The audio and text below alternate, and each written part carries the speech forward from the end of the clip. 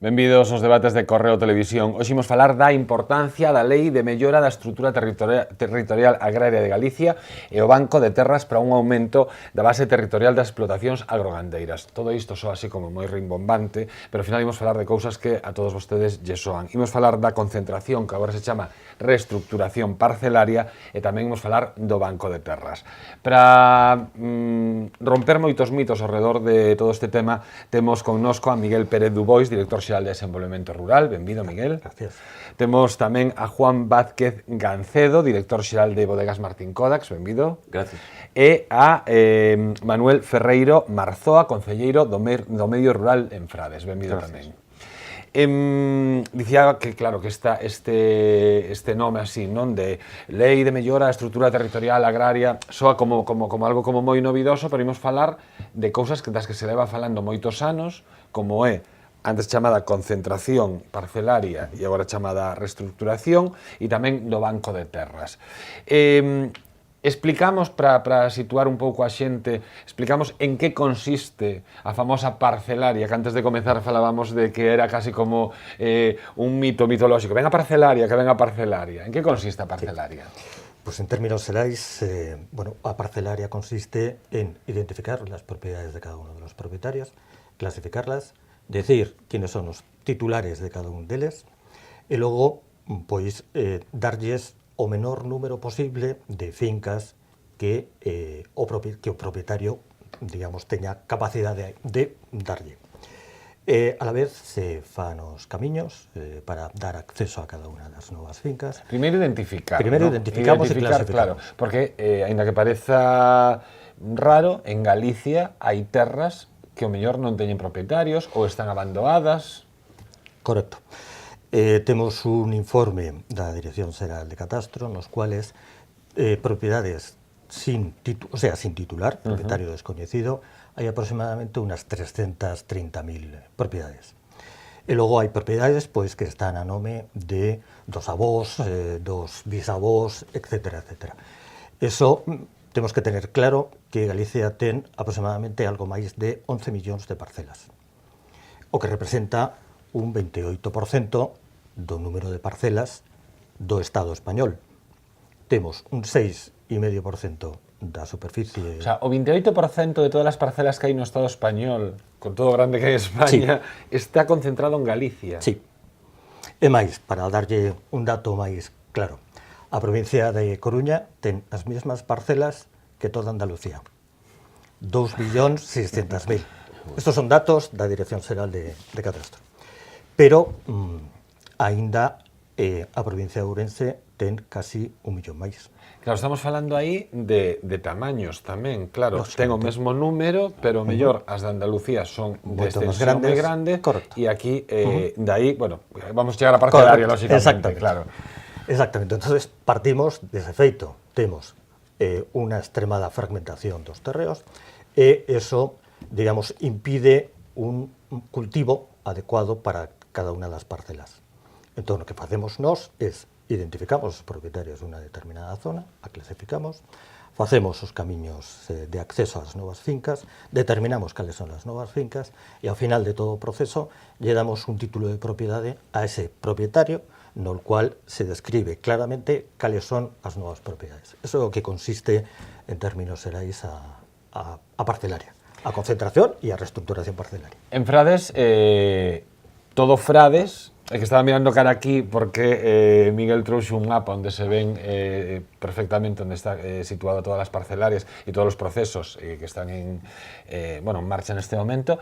E Frades, que queda nesta zona, Frades é un exemplo dun concello que está todo, que xa formou parte da parcelaria. Efectivamente, Frades é un concello que está totalmente concentrado. Os últimos títulos entregáronse no 2008, pero hai que dicir que a concentración parcelaria é un proceso longo no tempo e moi costoso. O decreto de aprobación da primeira parroquia do ano 62. Os primeiros títulos entregáronse no ano 68. Ata o 2008. Ata o 2008. Iso supón, os veciños evidentemente é unha cosa que demandaban, porque vían que era progreso, e a administración tamén se volcou. Iso trae consigo que en desarrollo da gandería as explotacións dimensionanse, porque claro, as fincas permiten un traballo moito máis homoxéneo e sacaron os rendementos moito máis altos.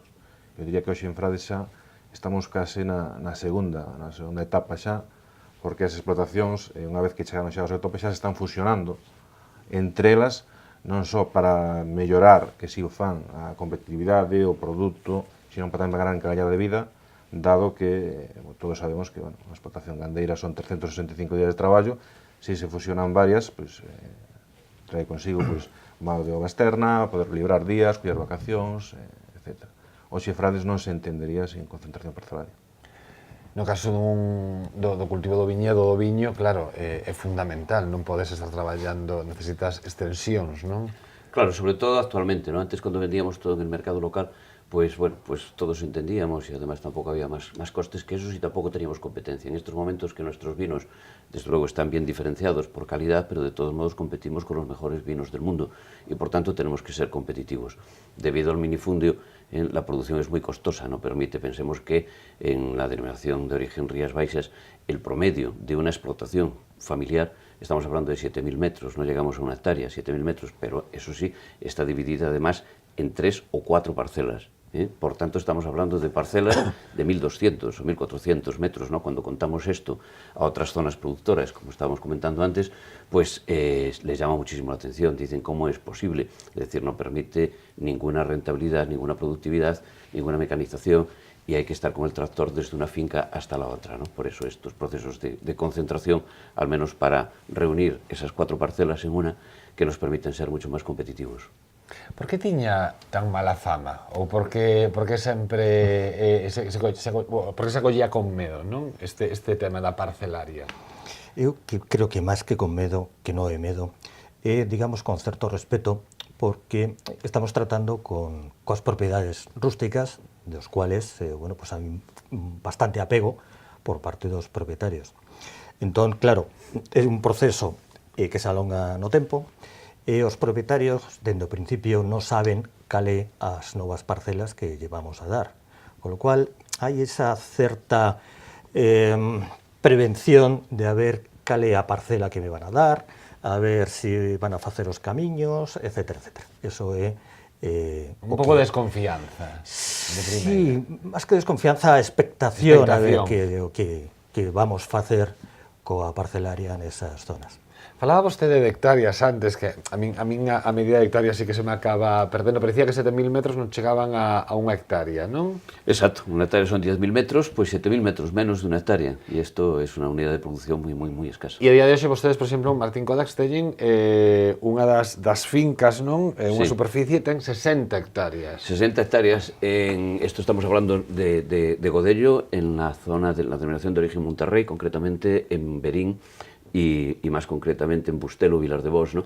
Allí, precisamente por un proceso de estos, pues de banco de tierras, pues tenemos una finca que en estos momentos plantadas ya están en producción 60 hectáreas, plantadas más desde el año 2017, 10 hectáreas más, y en el año 2018 plantaremos 14 más, con lo cual nos situaremos ya pues en las 84, y el objetivo es llegar a las 115 en una pieza, lo cual permite la mecanización, permite trabajos mucho más productivos, y en definitiva también todo esto lo que contribuye es a mayor sostenibilidad, porque la sostenibilidad empieza por la sostenibilidad económica. O sea, aquellas tierras cuando no tenían una rentabilidad estaban abandonadas, cuando nosotros llegamos eran bosques de siestas y pasto de las llamas, ¿no? En muchas ocasiones, y eso hoy pues es un viñedo productivo que hace en muchos casos de cortafuegos y que además pues tiene, en este caso nosotros hemos construido 2 balsas, que son en total 50.000 metros cúbicos, es decir, 50 millones de litros de agua, lo cual permite pues una producción agraria, pero incluso también pues ser una fuente de recurso para, en caso de emergencia, como ocurrió este año. Pero por que se construen, perdone que non Sí, entendo sí. moi o mundo do viticultor, por que se construen balsas? Pues porque ese es el gran reto, esa es la gran asignatura pendiente que tenemos en Galicia. Es decir, nosotros hemos tenido agua, antes llovía en torno a 120, 140 días al año, es decir, 1 de cada 3, y teníamos lluvia pues prácticamente todas las semanas o cada 15 días. Llueve, nuestra tierra es orgánica en la primera capa, pero después es granítica, o muy rocosa en cualquier caso, ¿no? O pizarrosa. Lo que hace es que drene enseguida, por eso no tenemos inundaciones, y además con nuestra orografía y nuestros ríos, el agua se va enseguida. ¿Qué ocurre? Que ahora con este cambio climático pasamos periodos de sequía, como estamos viviéndolo ahora, Pero no hace falta ya pasar meses como tenemos ahora. Es decir, solo cuando deja de llover durante pocas semanas, nosotros ya lo notamos, porque en la superficie el sol está secando la tierra y ya quedamos en sequía, ¿no? Entonces, agua tenemos. En Galicia, pues en torno a los 1000 litros por metro cuadrado al año, 1200 en una zona como la nuestra en Pontevedra. Es agua suficiente como para muchos cultivos, pero no la tenemos en el momento apropiado. En otras zonas, donde han tenido siempre necesidad de administrar el agua, lo que tienen son balsas, balsas agrarias. Pues la semana pasada yo salía de Sevilla en el avión y me asomé por la ventana y lo que vi es que en Andalucía todas estas explotaciones de unas dimensiones mayores que las nuestras tienen balsas, porque históricamente han sufrido, porque en el anterior periodo de sequía del año 92-95 sufrieron y mucho, y se construyeron balsas para tener agua, para poder tener cultivos de todo tipo, desde cereales al que sea, ¿no? Y sin embargo, aquí, cuando estaba aterrizando en Santiago, me asomé por la ventanilla y lo único que veía eran piscinas privadas, pero balsas agrarias ninguna, o casi ninguna. E nesa superficie de 60 hectáreas, aí, por exemplo, hai dúas balsas. Sí, y simplemente lo que hacemos es recoger el agua en el momento que llueve, pluviales, recogerla en las balsas, y así recogemos en una de ellas 15 millones y en la otra 35. Y después vamos administrando ese riego, como hacía antes la naturaleza, de modo natural, durante todo el ciclo vegetativo, lo vamos haciendo nosotros ahora con las instalaciones de riego que hemos hecho. Claro, isto é posible cando se ten unha superficie desas características, algo que decía Juan, por exemplo, no caso dunha necesidade de incendios. Non se podría botar man de algo. Se ha hecho en este caso. Fíxose, los helicópteros cargaron claro, nuestras balsas para apagar los incendios. Claro, isto mellor, o mellor non, se non existira esa superficie, non sería posible a construcción desas balsas, o sea, ao final... Lógicamente. Acaba todo influindo tamén no medio ambiente, na nosa contorna, na nosa calidade de vida, non? Sobre todo, a través de Gader, o Banco de Terras de Galicia, lo que tende é a lutar contra o abandono. Entón, esa experiencia que se fixo aí en Vilar de Bos, pois se fixo a través do Banco de Terras, que é poñer en produción terras que están abandonadas. Terras xa non é unha concentración parcelaria ou reestructuración parcelaria, porque non modifica o que a estrutura da propiedade, sino que pon en uso, en valor, aí estamos zonas. falando, aí pasamos, claro, que adiantou Juan un par de temas que era os que íamos a decir, que un era Banco de Terras e outro, a raíz dos incendios, bueno, algunhas medidas que se tomaron. Entón, vamos a explicar o Banco de Terras para que a xente tamén entenda, porque non é o mesmo que a parcelaria. Non. A través do Banco de Terras, dice, pues se pretende a posta en cultivo, a loitar contra o abandono de determinadas superficies agrarias. Porque decíamos que había en Galicia 330.000, dixe vostede, non? Sí. 330.000 fincas, propiedades de titular descoñecido, en investigación, como se di. Sí, pero es que aínda hai máis propiedades, lógicamente, que están abandonadas, que teñen un dono, que se sabe que teñen un dono, que non se sabe a no mellor quen é, o que dicen antes da aboa ou da bisaboa que están postas as propiedades en catastro, pero que aínda tamén están abandonadas. Por exemplo, ali en Vilar de Bos se sabía quenes eran os donos, cando se fixo a investigación da propiedade por parte do Banco de Terras, e se puso, bueno, pues se fixeron poñer en cultivo esas 115 hectáreas que ahora pretendéis poñerlas totalmente. Porque este Banco de Terras ten como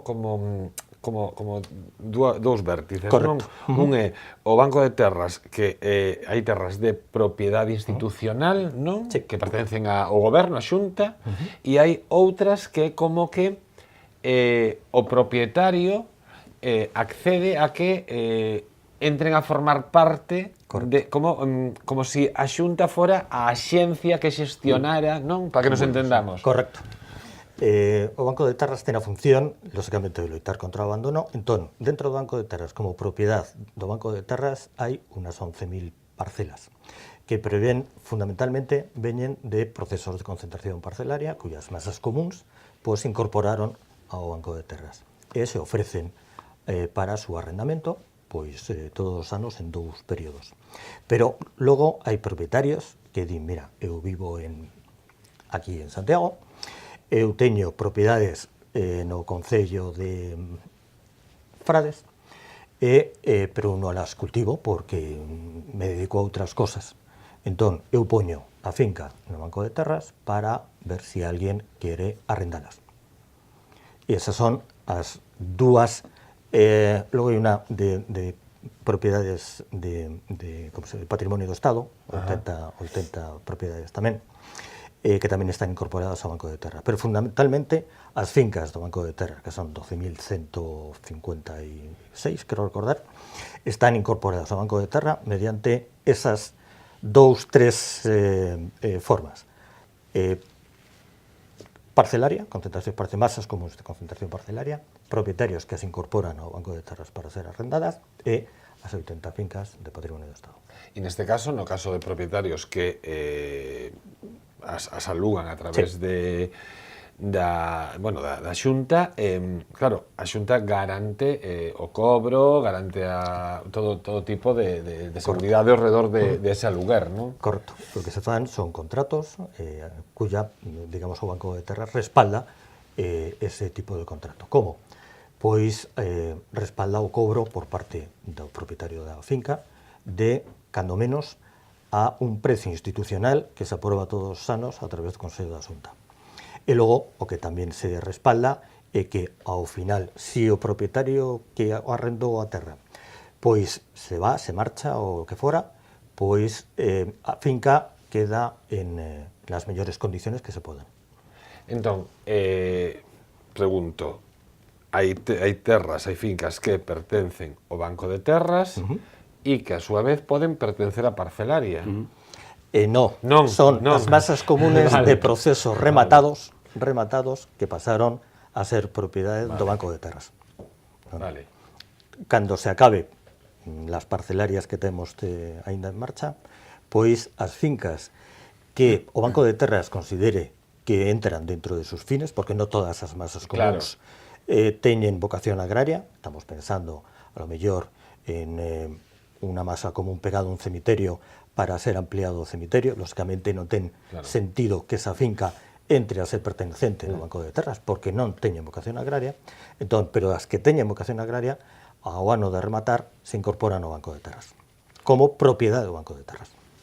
En Frades tedes exemplos, supoño, de Banco de Terras? Sí, temos exemplos, pero o Banco de Terras en Frades, as masas comuns, moitas delas, as que teñen utilidade agraria, pois xa estaban explotadas ou están explotadas.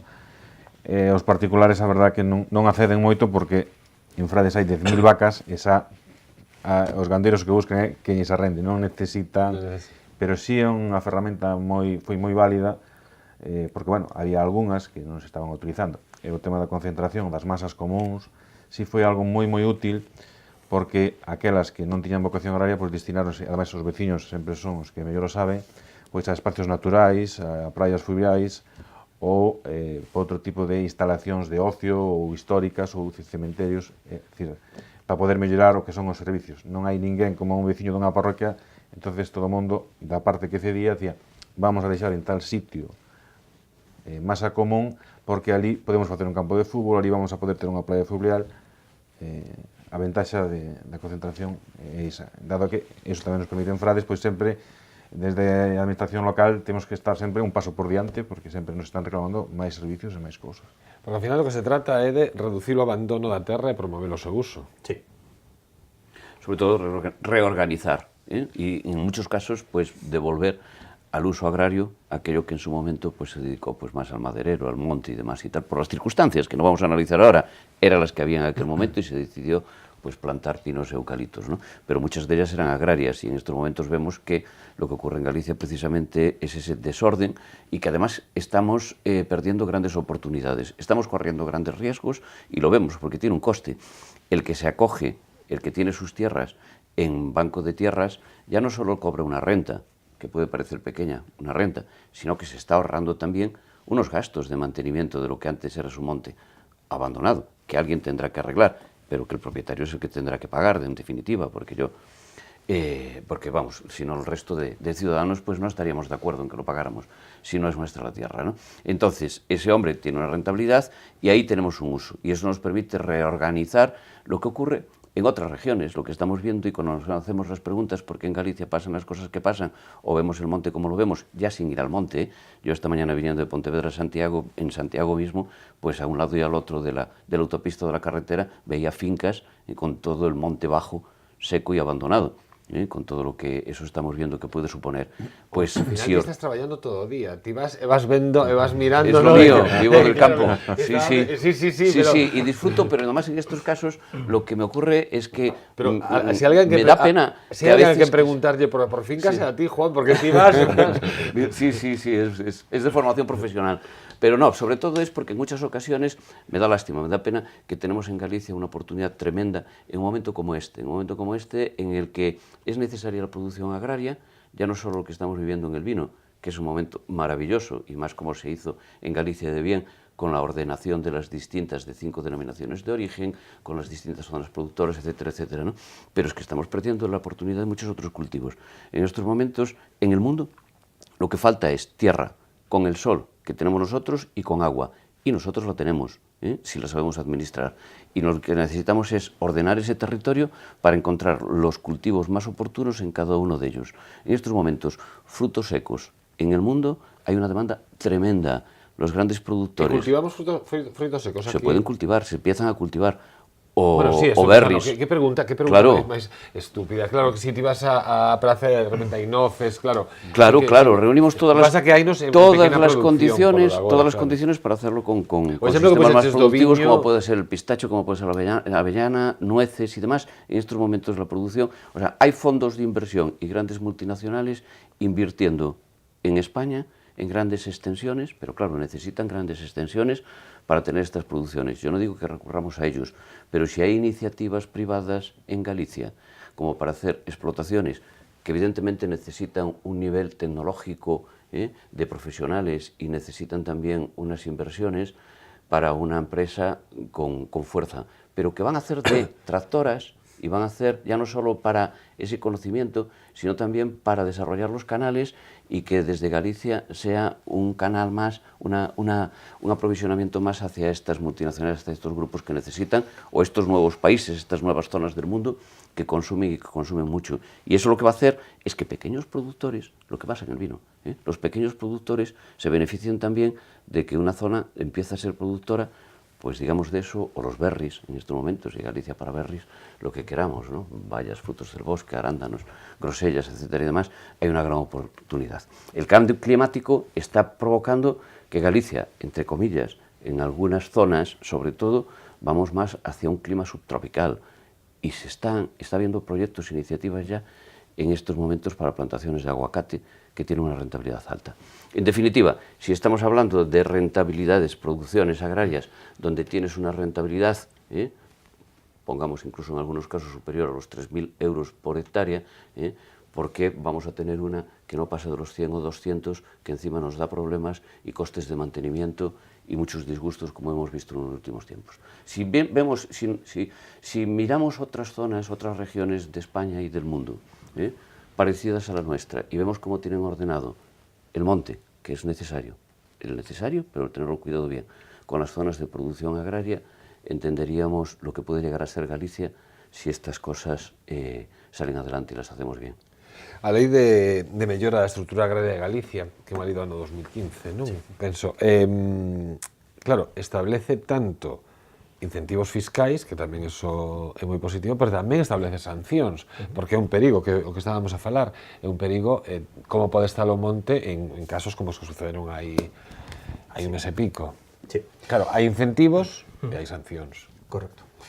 O que establece a propia lei é que, bueno, pues todas as transmisións de explotacións intervíos ou mortis causa serán exentos do imposto correspondente.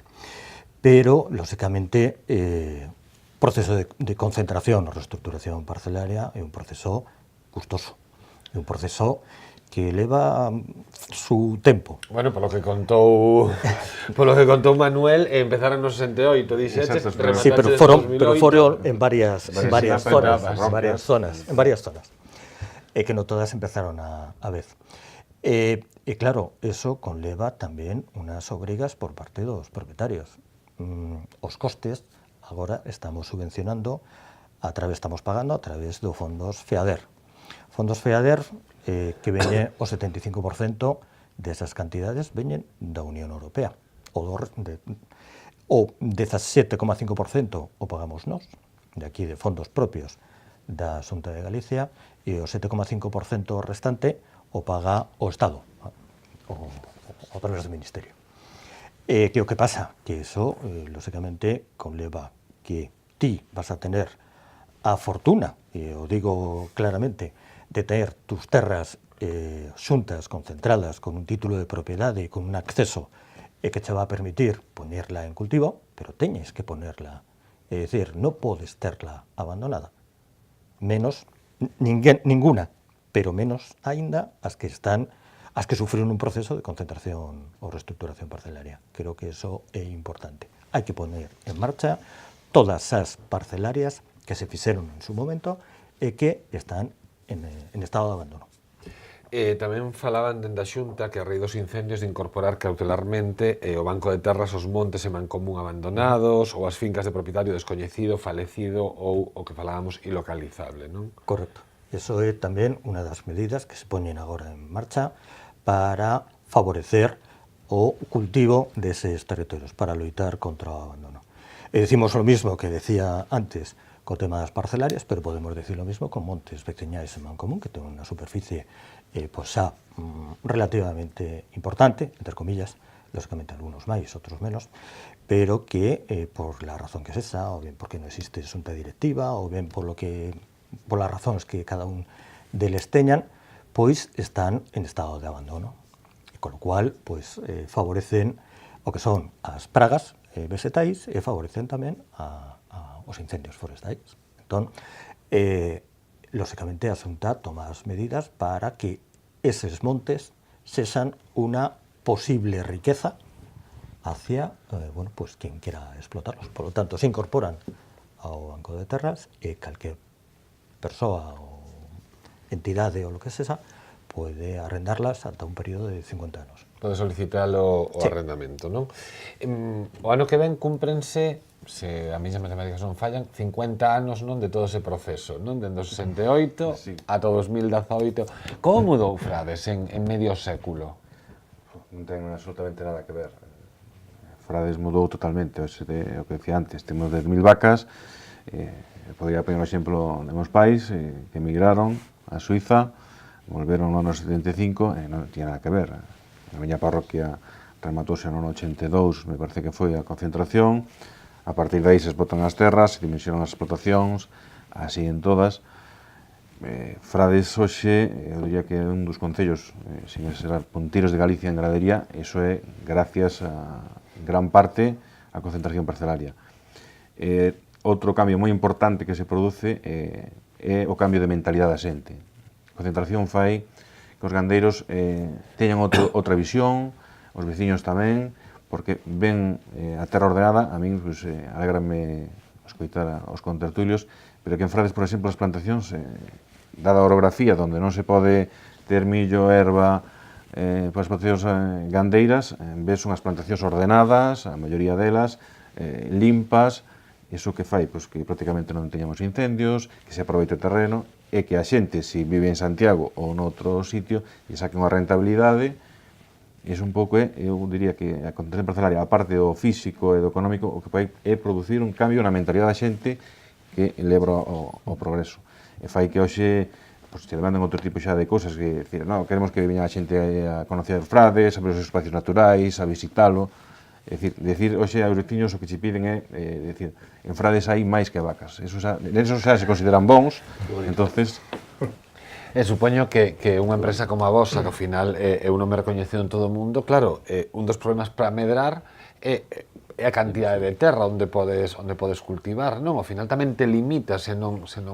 Claro, ya non só tener explotaciones grandes, muchas veces, pues eso, buscando incluso empresas de fuera que viene bien porque dinamizan bodegas, grandes grupos bodegueros y que vienen a buscar, pero que es imposible, no encuentran tierras y cuando las encuentran muy atomizado y que además son pequeñas parcelas que no van a ser rentables, pero además en muchos casos es imposible adquirirlas porque forma parte de tu patrimonio, de tu casa. La parra tierra hasta comes debajo de ella, ¿no?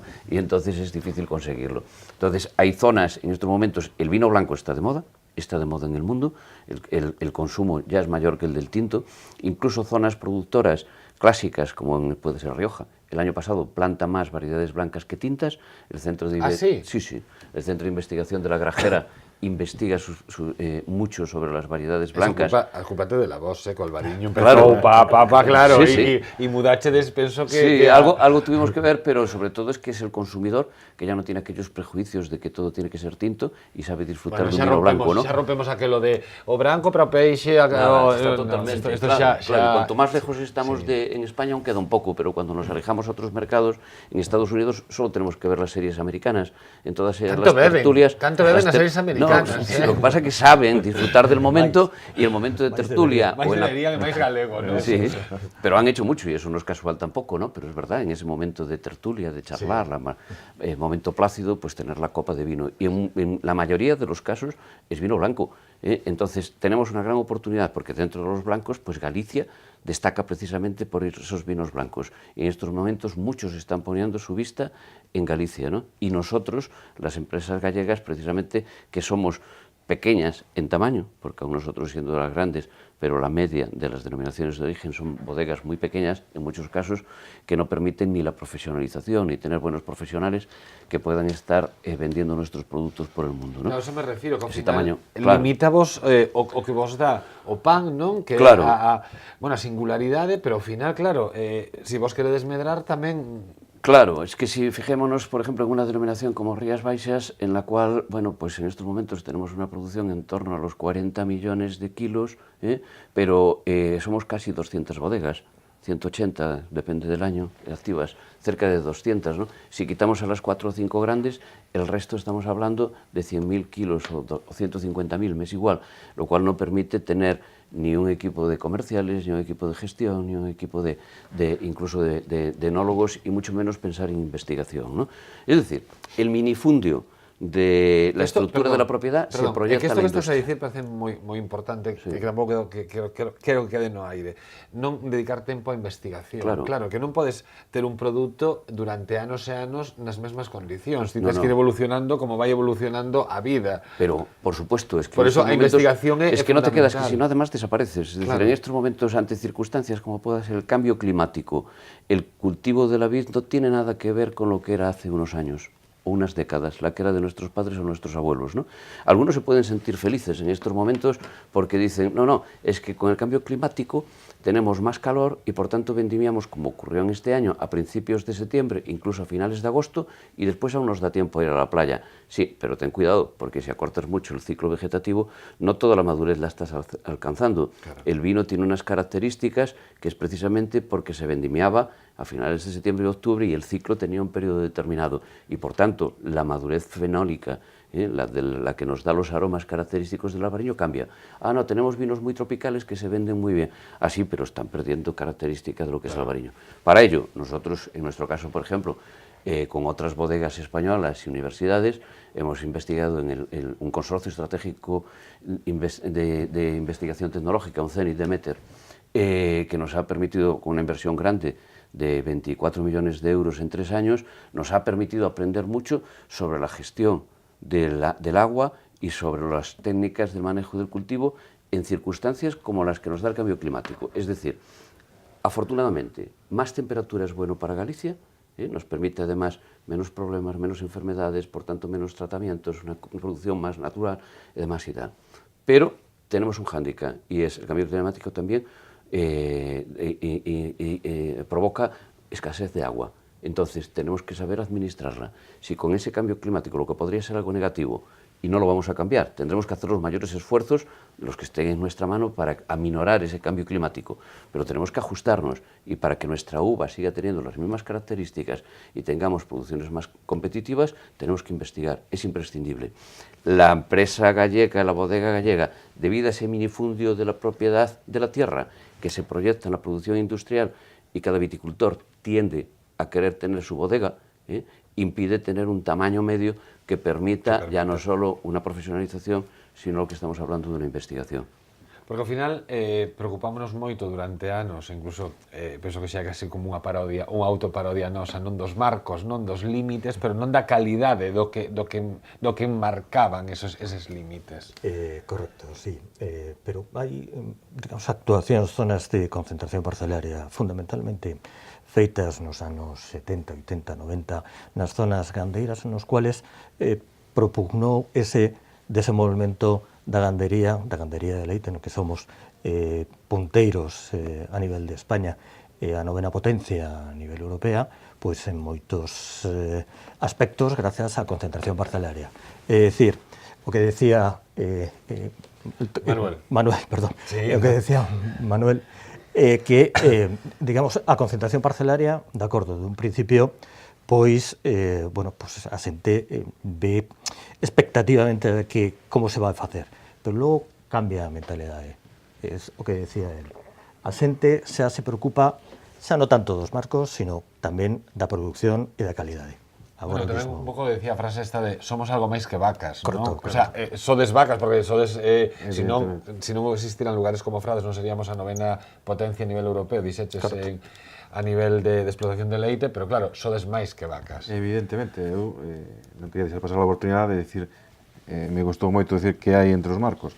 Unha prova delo é que hai moi poucas datas, a conselleira dou uns premios Exteleite, basados na calidade do leite, algo totalmente obxectivo, a través do Laboratorio Interprofesional Galego, e, claro, a nosa alegría é que 5 gandeirías eran de Frades. De 50 de toda Galicia, 5 eran de Frades. Iso quere decir que, se nun primeiro momento concentras as terras, faz ben o traballo, iso vais a notar con posterioridade. E xa non só na calidade do leite, tamén na calidade dos animais, sanitariamente, non estamos xa só quedándonos no que son as campañas de saneamento de toda a vida, sino que os gandeiros están ADS, preocupanse de outro tipo de enfermidades. É dicir, hoxe hai que, na que só decimos, é leite cru, sí, pero é leite cru de Frades con esta calidade, estes animais, este bienestar, é dicir, a xente hai que transmitirlle que detrás de eso hai moitísimas cousas, hai investigación, hai traballo e hai profesionais. Senón, ao final, é difícil sair ao mercado e poder competir. Solo así, con traballo, esforzo e, por suposto, investigación e desarrollo. Bueno, claro, ainda que isto pareza redundante, é un pouco que decía desos dous ou os tres, non? Para que exista unha profesionalización ten que haber unha industria, non? E se non hai industria non pode haber profesionalización. Es necesario, es el ejemplo este que de Vilar de Vos, ¿no? Es decir, si hay proyectos, y hemos tenido reuniones con la Consellería en la Dirección General, precisamente por iniciativa de ellos, no solo de viñedo, sino de otros cultivos, a otras empresas importantes gallegas, líderes en cada uno de los sectores o subsectores, ¿no? ¿Por qué? Porque entiende la Consellería que precisamente de nada sirve tener pues un banco de tierras o una concentración si no existen proyectos empresariales. Entonces consulta primero si esto tiene sentido y si tiene sentido nos pregunta ¿y en qué os puedo ayudar? ¿En qué zonas os interesaría? ¿Dónde puede haber un cultivo? Pues de castaña, de cereales, de aceite o de vino, ¿no? Y si hay esos proyectos, el resto tiene que funcionar. Yo creo que el incentivo de sostenibilidad económica... Galego, xa dixeches, o aceite galego é outro... Sí. Tenemos buen ejemplo. En estas reuniones pues han estado presentes y con interés, ¿no? Y hay interés en estos momentos porque hay un mercado para ello, ¿no? Y si hay el interés, si hay el tractor económico, el resto de los marcos los tenemos que vencer. Tenemos que romperlos, no solo el de la propiedad, sino los marcos que tenemos en la cabeza que nos llevan a ese individualismo y querer hacerlo nosotros solos.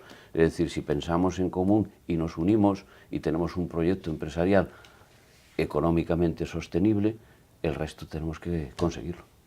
Falábamos de industria, falábamos de profesionalización, pero tamén hai, ou houbo, supoño que se manterá, no Banco de Terras unha parte social, non? Había como unha discriminación positiva no Banco de Terras. Correcto. Banco de Terras, nas propiedades que ten agora mesmo no Banco de Terras, que saen a posible arrendamento en dous períodos. Uno é marzo-abril e outro é outubro-novembro. Estáse rematando ata a semana que ven a posibilidade de arrendar ese tipo de fincas. Esos arrendamientos que se ofrecen a todas as persoas que queran arrendarlo está sujeto a concurrencia competitiva, como non podía ser de outro xeito. É dicir, se varias persoas queren unha determinada finca, pois o que hai que ver cales son as circunstancias que poden motivar que unha determinada vaya por enriba das outras. Entón, unha desas é a posible digamos, aspecto social sobre ou bien persoas en risco de exclusión, ou bien persoas que necesiten, pola razón que es esa, de colectivos digamos, desfavorecidos. Logo tamén para investigación, arrendamos isto, lle dimos a Ingacal este ano 3 parcelas para que as teñan como posible banco de sermoplasma y hagan sus cultivos y su ¿cómo se llama esto? Bueno, pues conservación das semillas de carballo. Logo hai outras, como por exemplo... vale, entendín, que non entendía moi do que era, vale, decir, porque, bueno, isto é fantástico, eso vino un día que hai bancos onde se gardan as sementes de todas as especies, non? Para que non... Sí, para que non se perdan. Se perdan, entón, bueno... Lo que se fan ali son cultivos para ver cales son, bueno, pues as semillas máis importantes, máis resistentes, exacto, as tradicionais desas zonas. E logo tamén hai discriminación positiva, pois, lógicamente, para os que se incorporen, os mozos que se incorporen á agricultura. As mulleres tamén tenen un dereito preferente. Aos que xa estuveran no pasado arrendadas, pois as mesmas explotacións, pois teñen tamén outros puntos a maiores. É dicir, hai toda unha serie de, digamos, de puntos con diferentes motivos polos cuales se resolve que unha determinada persoa é a que deba arrendar esa parcela por riba das outras. E ao final, lograremos o que dicíamos, non solamente unha explotación, que tamén está unha industria, pero ao final tamén unha paisaxe, non? Ten algo máis que vacas, non? Exactamente. A paisaxe é outra das cousas que muda a concentración, non? Pero aparte de, claro, hacer los camiños, eso xa produce evidentemente un cambio. Pero aos poucos anos eu diría que é un cambio moi positivo, porque permite arreglar zonas, paisaxes, eso vai afectar, unha vez que está ordenado, a poder facer espacios para disfrute da xente, porque claro, se tes unhas parcelas moi pequenas non podes ter unha praia fluvial, non podes ter unha área recreativa, dificilmente un campo de fútbol dunhas dimensións, porque non é só o campo, hai que ter vestuarios, outro tipo de instalacións. Isto ao final, redecoras a paisaxe, non? Porque cando vas vendo como vas agrupando, tes a posibilidade de... Aparte, medioambientalmente tamén se poden cuidar zonas de especial interés, ou xa en temas de patrimonio, xa sexan mámoas, castros, etc. Permite, eso, si un mismo castro ou unha mámoa son varios propietarios, eso ao final... En cambio, se está nunha masa común ou se está ordenado, permite a súa conservación, ao final é un patrimonio que temos aí que é de todos, e incluso e outras zonas xa de interés medioambiental, pues bueno, sempre contribuimos un pouco a que cambie menos o clima, ¿no? Un poco, yo creo que un gran cambio, ¿no? Que se está notando también y que lo estamos percibiendo en la actitud de nuestros hijos hacia el campo, ¿no? Hace unos años parece que escapaban y que el éxito, valores que nosotros les habíamos inculcado probablemente de un modo equivocado, de que el éxito estaba en trabajar en la ciudad, trabajar en un banco, en una consultoría en Madrid, en Santiago, donde fuera, pero lejos de la casa de sus padres, ¿no? Y esto que está definiendo Manuel, ¿no? Este marco de una explotación agraria rentable, ganadera, con un entorno agradable, con su playa fluvial, hace que estos jóvenes encuentren una vida digna. Y esto está contribuyendo pues, a una fijación de población en el rural. Y que también es progreso. Y que es progreso, y que cambie su mentalidad, y que en estos momentos es una vida, ya no digo digna, es que volvemos otra vez a las comparaciones, pero cuando vemos en otras zonas de Europa, de que los jóvenes aspiran a vivir en el campo y a vivir del campo. Y los nuestros en estos momentos pues nos estamos encontrando que eso está ocurriendo ya. Es decir, hay jóvenes que vuelven, incluso dejan sus trabajos anteriores y vuelven a la casa de sus padres y se dedican con su tractor a cuidar su finca, su viña, su prado, su ganado, pero también a explotar su propiedad como turismo rural, para recibir visitas, etcétera, etcétera, ¿no? y les permite tener una vida digna y además mucho más alineada con lo que son sus preocupaciones y sus intereses, con la sostenibilidad medioambiental, etcétera, etcétera, ¿no? Yo creo que ese Bueno, es pero son xeracións concienciadas, a xeración que está... Unha das maiores satisfaccións que se pode ter desde un concello é ver que se incorporan mozos todos os anos ás explotacións e, sobre todo, ver xente que remata os seus estudios medios e che dice, no, eu vou a universidade para voltar porque esta é unha explotación rendible, eu vou a formar, pero é sempre para volver. Iso, desde logo, é un capital humano que dun valor incalculable. Biólogos, químicos... Exactamente. Puedo dar dato de que en estos 2 últimos anos se incorporaron máis de 1.500 jóvenes á agricultura. Claro. Pero o que decía Manuel, non son jóvenes que veñen pois daquela forma, non, é xente fundamentalmente xente formada, xente formada en agricultura, xente formada en gandería, é dicir, é xente que non é, digamos, xente moi preparada para facerse cargo das explotacións. Porque ao final, ainda que podamos pensar, non, que todo isto trátase de explotar a terra, tamén se trata basicamente de poñer en valor a terra, non? Correcto. Non só explotar, ya explotala, hai que decir, loitar contra o abandono, sacar os teus produtos e a túa vida a través desa producción. É o que nos decimos que é vivir do rural, pero tamén é importante vivir no rural, é dicir, unha persoa que establece a súa explotación, quere vivir da produción correspondente, tamén hai que darlle as posibilidades de que a forma de vida nese rural sexa o máis próxima a que nos tenemos no medio urbano. É dicir, hai que darles servicios, hai que darlles pois as pistas que establece a parcelaria, saneamiento, abastecimiento, internet, que é moi importante agora neste mundo globalizado. É dicir, hai que darlle tamén a posibilidade de que viva no rural dun xeito o máis parecido á cidade. Internet, eso sería outro mundo, porque non terían sentido ninguna explotación, ninguna iniciativa hoxe en día sen unha boa conexión, pero eso, como dicíamos, xa non é ese rural que imaginábamos antes, esa terra que imaginábamos antes, sino que a terra de hoxe en día pois é unha terra con todos os servicios que podes ter na gran cidade, por eso supoño que dá igual triunfar na gran cidade ou triunfar no rural. Con los mismos servicios y con la misma tecnología, ¿no? Nosotros en estos momentos, Martín Codas nace de una iniciativa precisamente de colaboración, es una cooperativa donde se ponen de acuerdo precisamente para conseguir estas cosas, para conseguir esta vida digna y poner en valor, que lo que preguntabas, lo decías, poner en valor la producción que ellos tienen.